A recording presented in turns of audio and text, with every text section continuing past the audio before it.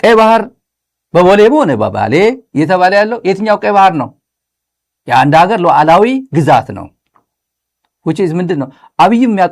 አብይ ሄዶ በዚህ መንገድ እንገነባለን በዚህ እንገነባለን ሲጎበኘው የነበረ ኤርትራ ነበር እኮ የሚጎበኘው። አስመራ እየሄደ አሰብና ምጽዋ ሲጎበኘው የነበረ ከቻይና ከቤጂንግ ተነስቶ ሲጎበኘው የነበረ እኮ አንድ የሀገር ሉዓላዊ ሀገር እኮ ነው። ፕሬዝዳንቱ ከአስመራ መጥቶ አሰብ ይቀበለው ነበር። ስለዚህ ምንድነው ወርሃለው ነው ጉዳይ ያለው ማለት ነው። አቶ ሚካኤል ከህወሓት ጽሕፈት ቤት ያለ ምንድነው በእኛ ግብዣ ሳይሆን በራሱ ጉዳይ የሚመጣ ሊኖር ይችላል። የኛ ጉዳይ ግን አይደለም፣ በራሱ ጉዳይ ነው የሚመጣው። ቁጥር 1 ትግራይ ዘይወከለቶ ካብ ትግራይ ከይዱ ኣብ ኣተሳተፈ ብዘለዋ ክተርፍ ክኽእልሎ መፂኡ ናብ ትግራይ ምናልባሽ ተላኢኹት ኢንፎርሜሽን ክሕዝ ዝኸደ እንተኮይኑ ካሊእ ዘረባ ይኸውን ግን ካብ ትግራይ እንተይወከለቶ ብገንዘብ ናይ በዓል ጻድቃን ተገዚኡ ኣትዩ ንክሳተፍ ትግራይ ተሳቲፋ ንኸብል ዝኸደ ሰብ ወንጀል እዩ ሰሪሑ። ስለዚ እንታይ ይገበር? ድሕንነት ትግራይ መን እዮም ንሕና እውን ክንሕዞ ኢና ድሕንነት ትግራይ ጥራሕ ከይመስለኩም ደደቤት ፋሕቲራ ክተውፆም እያ ኣብኣ ተሳተፉ ተጋሩ መን ከም ምዃኖም ዘርዚርና ንህዝቢ ትግራይ ክነፍልጥ ኢና ንምንታይ መሲልኩም ኣብዚ ምስታፍ ማለት ናይ ኣብይ ኣሕመድ ናይ ዲፕሎማሲ ሽርሒ ኣብ ልዕሊ ትግራይ ዝኸዶ ዘሎ ሽርሒ ምስላጥ ማለት እዩ ምድልዳል ማለት እዩ። ቆይታ መጣ አለውል በለው የፌደራል መንግስት ወይ ትግራይ ገባን አለውል በለው ስትል የነበረችው አልገባም ኬሪያዬ አንቺ አታቂው ማለት እኮ ነው። ባጫን አታቂው ወይ ባጫ እኮ እጅ ወደ ላይ ተብሎ ሰኞ ቀን ሌሊት 7 ሰዓት ዝናብ እየዘነበ የተማረከ እኮ ነው ባጫ ደበለ እና አትነጋገሩም ወይ አልነገረሽም ወይ ነው። አልገባም አንቺ ባልሽኝ ጌታቸው ባላይ ጻድቃን ባላይ አልገባም የሚያዋጣኝ እኔ አውቀዋለሁ እንዲህ ያርገ መዝናለሁ። ምክንያቱም አንቺ የምታጭው ስልጣን የለም የኔ ስልጣን ነው የሚጠፋው። አንቺ ኢጎ አለብሽና በቃ ካሸነፈ አሸነፈ ካላሸነፈ ችግር የለውም ብለሽ ነው። እኔ ግን አንድ አማራጭ ነው ያለኝ በቃ ማሸነፍ። ከተሸነፈ መሸነፍ ምርጫ አይደለም ላቢ ማሸነፍ ብቻ ነው ምርጫ። ለነዚህ ግን ችግር የለውም። ጌታቸው ሁለት አማራጭ አለ ማሸነፍ ከተሸነፈ ይወደለ ካልተሸነፈም ችግር የለውም ማለት ግን ማሸነፍ ነው የሚፈልገው። መቃለ መጥቶ እንዲነክስ ነው።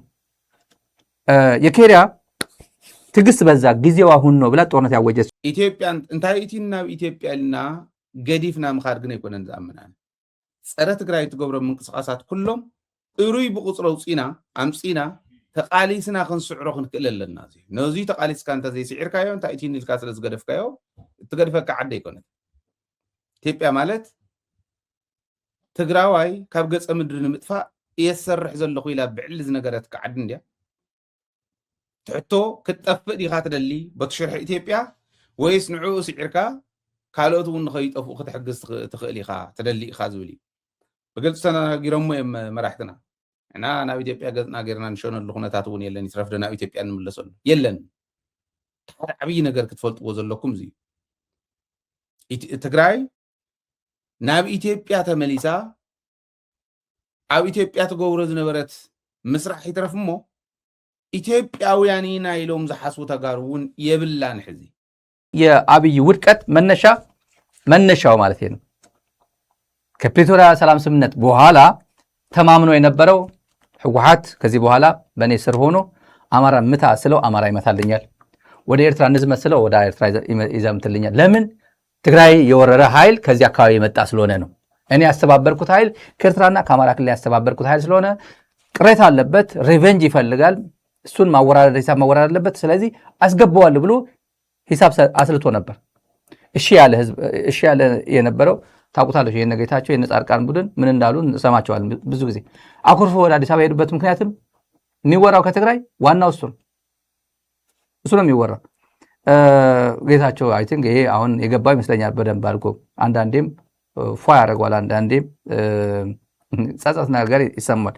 ሃገርነት የድልየና ይኽንብል ከለና ትማልውን ዕልየ ነይረ ሃገርነት ምጽባብ ስለተደሊ ካብተው ሰፊሕ ኢትዮጵያ ታዝናኣሰት ትግራይ ስለተደሊ እሱ ስለንመርጽ ኣይኮናን ሃገርነት ንመርጽ በላዕትና ስለዝኾኑ ከበልዑና ስለ ታሪኽና ይበልዑ ሃብትና ይበልዑ ህልውናና የጽልሙቱ እዚ ዝገብሩ እዮም።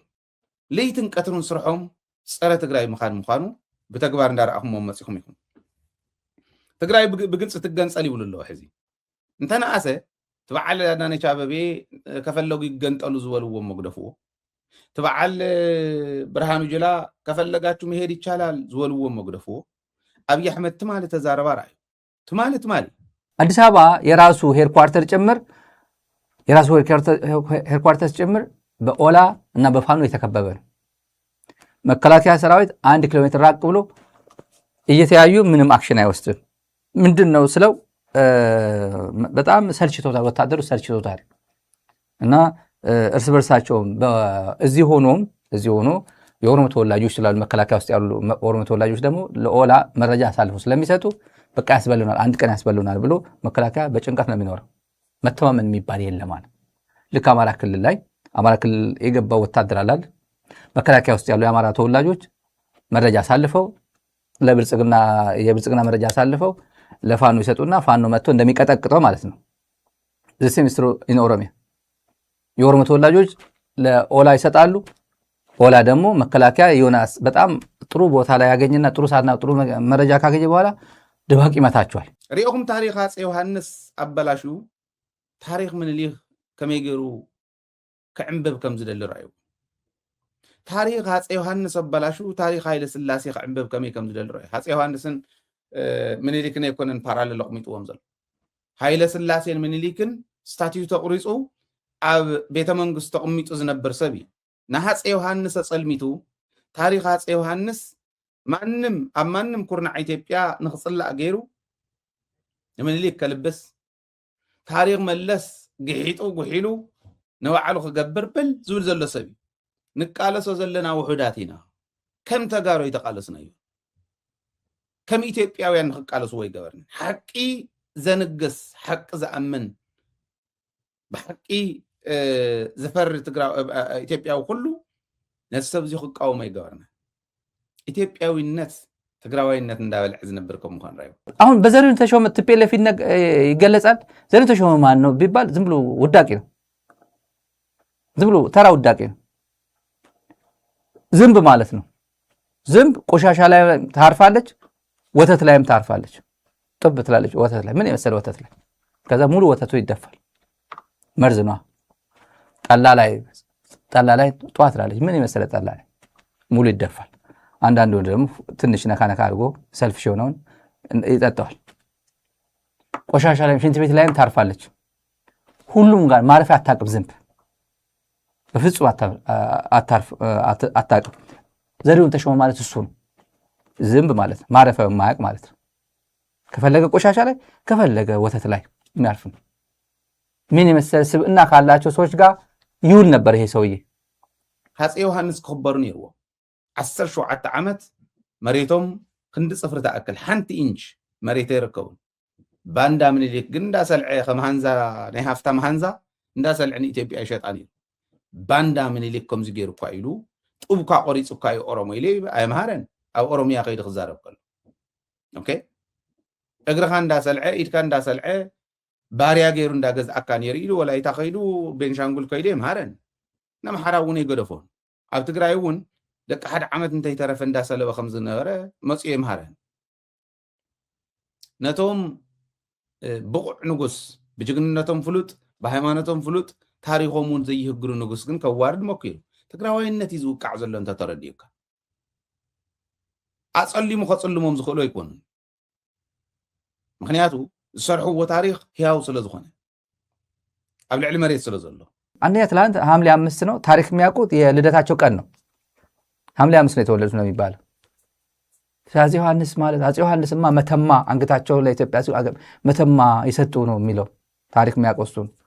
ሌላስ አፄ ዮሐንስ ከትግራይ ነው የነገሱት፣ ግን የኢትዮጵያ ኦፊሻል ቋንቋ አማርኛ ነው ብሎ ዲክሌር ያደረጉ ናቸው።